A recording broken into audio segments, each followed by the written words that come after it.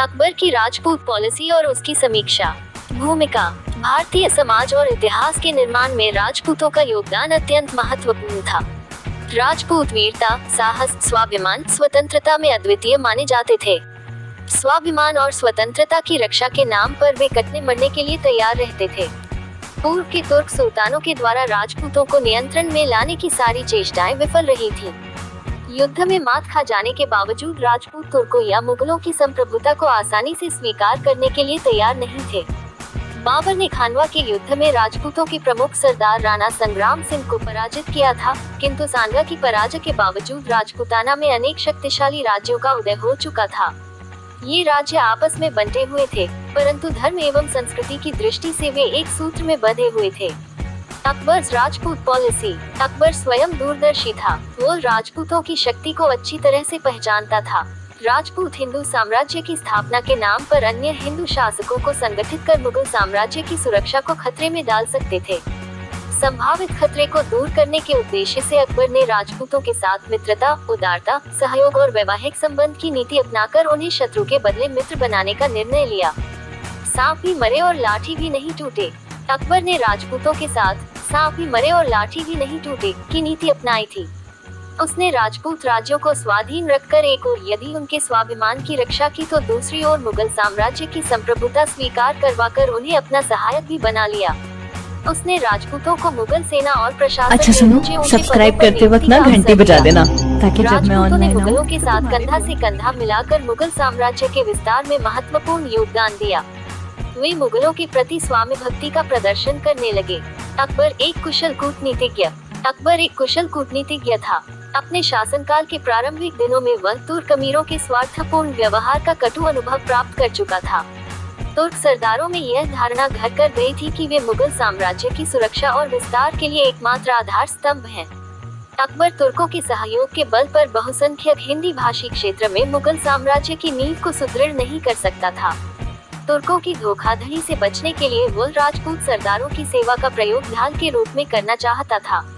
राजपूत सरदारों का सहयोग प्राप्त कर वह मुस्लिम अमीरों की महत्वाकांक्षा और शक्ति पर नियंत्रण रखना चाहता था। दूसरे शब्दों में, अकबर की राजपूत नीति, अकबर्स राजपूत पॉलिसी, उसकी अद्वितीय प्रतिभा, दूरदर्शिता और कुशल कूटनीतिज्ञता का परिचायक था। अकबर की राजपूत नीति का कार्यान्वयन। आमिर के साथ मैत्री संबंध। आमिर कछवाहा राजपूतों का राज्य था।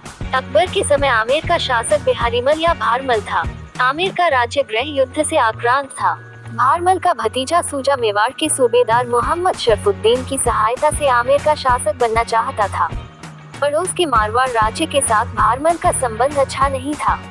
ऐसी स्थिति में भारमल मुगलों की सैनिक सहायता प्राप्त कर अपनी रक्षा करना चाहता था। 1562 को अकबर ने अजमेर की यात्रा की। वो ख्वाजा मुइनुद्दीन चिश्ती के मजार पर श्रद्धांजलि अर्पित करना चाहता था। भारमल ने इस अवसर का लाभ उठाने के उद्देश्य से सागनेर नामक स्थान में अकबर से भेंट की और मुगलों की संप्रभुता स्वीकार कर ज्येष्ठ पुत्री जोधा का अकबर के साथ विवाह करने का प्रस्ताव रखा। अकबर ने भारमल के प्रस्ताव को स्वीकार कर उसकी पुत्री से विवाह कर लिया। मुगल सेना से भारमल को 5000 का मनसब मिला और उसके पुत्र भगवान दास और पोता मान सिंह को मुगल सेना में ऊंचे पद पर नियुक्त किया गया। मेरता विजय। मेरता का शासक राय मालदेव था। मेरता का दुर्ग रायमल के सेनापति जयमल के नियंत्रण में था। मेरता पर विजय करने के लिए अकबर ने शरफुद्दीन को अधिकृत किया। शरफुद्दीन के साथ युद्ध में जयमल के सैनिकों ने वीरता दिखाई, किंतु अंत में जयमल चित्तौड़ भाग गया और 1562 में मेरता का दुर्ग मुगलों के अधिकार में आ गया। गोंडवाना विजय। गोंडवाना का राज्य आधुनिक मध्य प्रदेश में जबलपुर के पास था। पहाड़ और जंगलों के बीच स्थित गोंडवाना का अथवा गढ़पतंगा के दुर्ग पर अब तक किसी मुसलमान शासक के द्वारा आक्रमण नहीं किया गया था। गोंडवाना का शासक वीर नारायण था।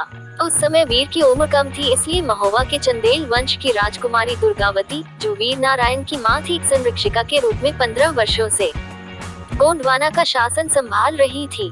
रानी दुर्गावती वंश परंपरा के अनुकूल अत्यंत उद्यमी, योग्य और वीर थी। प्रजा के बीच वह अत्यंत लोकप्रिय थी। अकबर गोंडवाना की चिर संचित संपत्ति को प्राप्त करना चाहता था, इसलिए उसने आसफ खां को गोंडवाना पर आक्रमण करने के लिए 1564 में भेजा। नरही और चौरागढ़ की 2 लड़ाइयों में दुर्गावती ने मुगल सैनिकों के साथ अपनी वीरता का परिचय दिया। किंतु तीर से घायल हो जाने पर पराजय की संभावना को देखते हुए उसने आत्महत्या कर ली। वीर नारायण भी युद्ध में मारा गया। गोंडवाना विजय से मुगलों को अपार धन की प्राप्ति हुई। सदियों का संचित धन आसफ खां के हाथ लग गया। 100 सोने के सिक्के का घड़ा प्राप्त हुआ था। बहुमूल्य मोती, आभूषण, सोने की मूर्ति आदि मुगलों को प्राप्त हुए। गोंडवाना पर आक्रमण करने का कोई नैतिक आधार नहीं था। अकबर ने धन प्राप्ति एवं अपनी साम्राज्यवादी महत्वाकांक्षा को पूरा करने के उद्देश्य ही ये कारण गोंडवाना पर आक्रमण किया और वीर रानी की मौत का कारण बना। अकबर की राजपूत नीति की समीक्षा। इसमें कोई शक नहीं कि अकबर साम्राज्यवादी था। वह भारतवर्ष के अनेक छोटे बड़े राज्यों पर अधिकार कर मुगलों का एकाधिपत्य भारत में कायम करना चाहता था। साम्राज्य का विस्तार और निर्माण मात्र तुर्कों के सहयोग से संभव नहीं था। भारतवर्ष में हिंदुओं की संख्या अधिक थी। हिंदुओं में राजपूत वीरता और साहस के लिए जाने जाते थे। मुगलों के विकास के रास्ते में राजपूतों का असहयोग अभिशाप बन सकता था और उनका सहयोग वरदान हो सकता था। अतः अफगान शक्ति को नष्ट कर अकबर लड़ाकू राजपूतों के साथ जो उदारता या सहिष्णुता की नीति अपनाई थी, उसके पीछे उसकी साम्राज्यवादी मनोवृत्ति काम कर रही थी। अकबर किसी भी राज्य की स्वतंत्रता को पसंद नहीं करता था।